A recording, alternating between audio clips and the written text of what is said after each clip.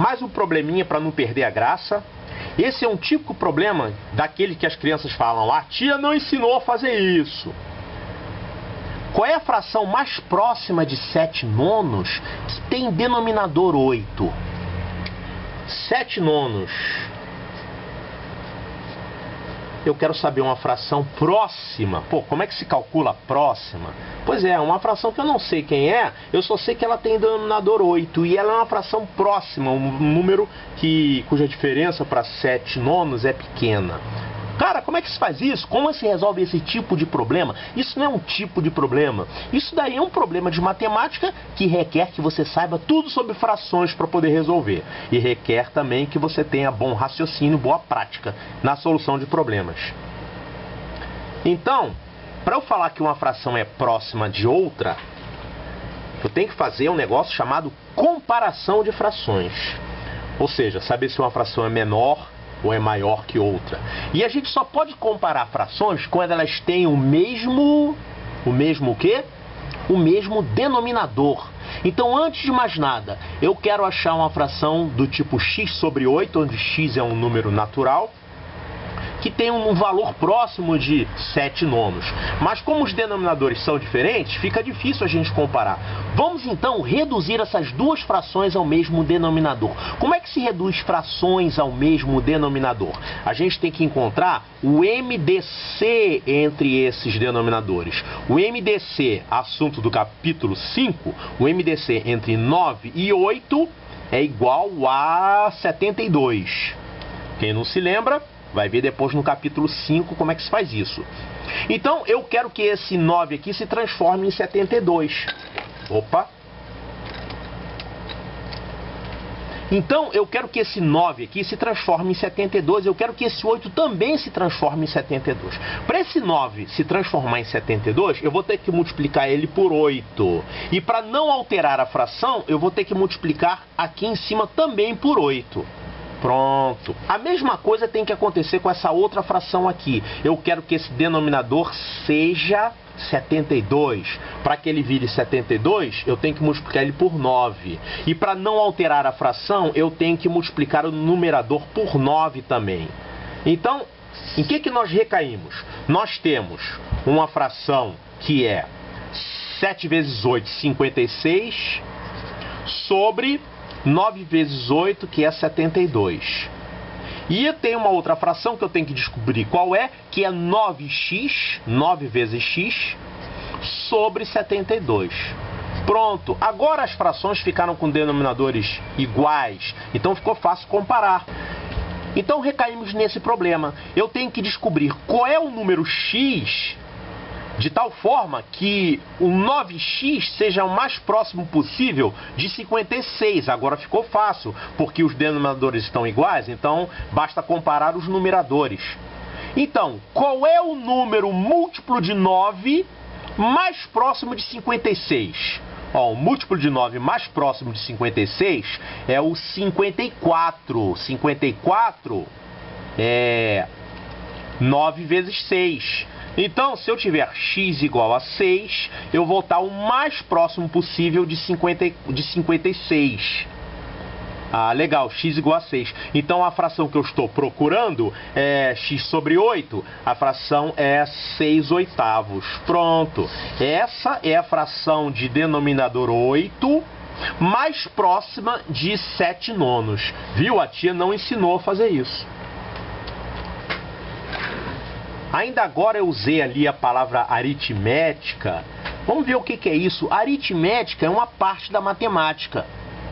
Tem outras partes da matemática. Tem a álgebra, tem a geometria, tem a análise, o cálculo e vários outros assuntos que são estudados depois. Essas aqui são as matérias que são estudadas no ensino fundamental, do primeiro ano ao 9º ano. Então, do primeiro ano até o 4º ano, só se estuda aritmética. O que é aritmética? É trabalhar com frações, números inteiros, MMC, MDC, porcentagem, divisibilidade, essas coisas assim.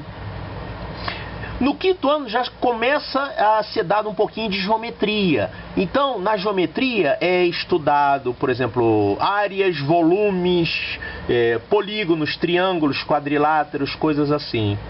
E do 6º ano em diante é estudada a álgebra, quando você começa a trabalhar com x, y, z, com letras no lugar de número. Então, a partir do 6º ano, se estuda mais álgebra e geometria, como tem essa tabelinha aqui. Esse livro, ele é focado em aritmética, mas ele traz um pouco de geometria também no último capítulo. O capítulo 12 é o capítulo de medidas geométricas. Então, como os programas pedem, tem geometria também nesse livro. Para você ser bom em matemática, você tem que ser bom em números. Não pode ter medo dos números, você tem que ter intimidade com os números. Então, por exemplo, eu coloquei aqui um joguinho, jogo dos números. O que esses números aqui têm em comum? Por exemplo, esses números aqui do item 1, eles têm alguma coisa em comum. O que eles têm em comum aqui? Pense e responda. Ah, essa é fácil, né? Eles só usam os algarismos 5 e 8, tava na cara, né? E os outros também têm alguma coisa em comum. O que esses números do item 2 têm em comum? Eu não vou responder agora. Esses também têm alguma coisa em comum. Esses também. Pois é. Então isso aqui eu estou chamando de jogo dos números. Quando você olhar pela primeira vez esses números, você possivelmente vai achar que esses números não tem nada a ver um com o outro, com exceção desse primeiro, que realmente está muito fácil, né? Mas e os outros? Quando você voltar aqui e enxergar o que esses números têm em comum, significa que você está ficando craque em matemática. Você está começando a ter intimidade com os números. Você vai ver essas coisas acontecendo na sua cabeça instantaneamente. E olha lá, rapaz, esses números aqui, todos eles têm 5 no final. Ah, sabia que você ia conseguir resolver essa. Realmente, todos eles terminam com 5. Quer tentar fazer os outros agora? É só dar pause e tentar resolver. Vamos falar um pouquinho sobre contas rápidas. Olha só, quando você encontrar uma conta como essa aqui, 37 vezes 3, você tem que fazer isso muito rápido. Alguma coisa do tipo 3 vezes 3, 9, 90, 3 vezes 7, 21, 90 mais 21, 111. Pronto, você tem que dar a resposta desse jeito, com essa velocidade. Você não pode ficar fazendo 3, 7, 15, 28, 36, como é que é mesmo aquele macetinho? Faz assim, vezes 3, mais 8, 46, 47... Não pode fazer desse jeito.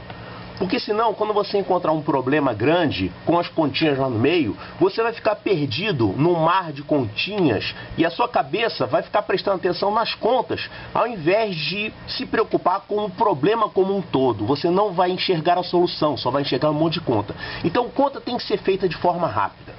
Por isso que nós temos o capítulo 2, que se chama Calcule Rápido, e lá você vai aprender, você vai fazer um treinamento para fazer contas em alta velocidade.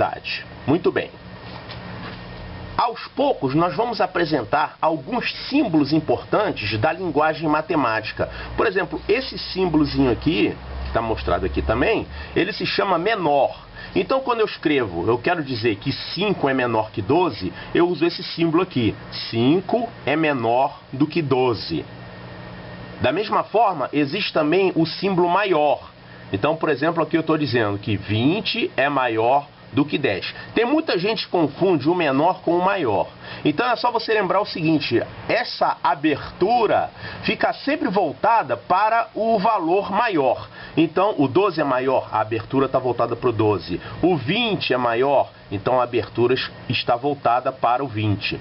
Esse símbolo aqui, que é um sinal de igual com risco, é o símbolo diferente. Então aqui está escrito 20 é diferente de 30.